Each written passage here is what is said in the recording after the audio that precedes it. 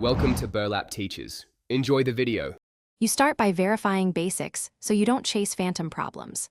First, make sure speakers or headphones are plugged in, powered, or paired via Bluetooth. Then open Settings, go to System Sound and pick the correct output device. Check volume and mute toggles.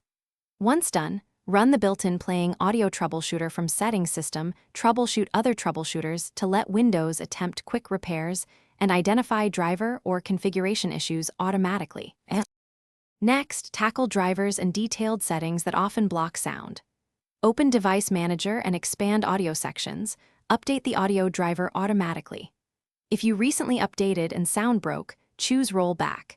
If drivers are corrupted, uninstall the device, then restart Windows to force a reinstall.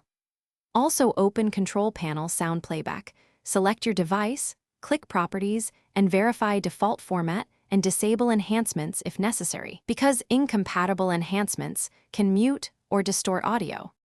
Finally, reset services and try deeper recovery steps to finish the fix. Open Services. MSC, locate Windows Audio and Windows Audio Endpoint Builder, and restart them. If that fails, download the manufacturer's audio driver from the laptop or motherboard support page and install it, or use System Restore to revert a bad update. If you still hear nothing, try my key troubleshooting tip. Boot from a Linux USB or a different Windows.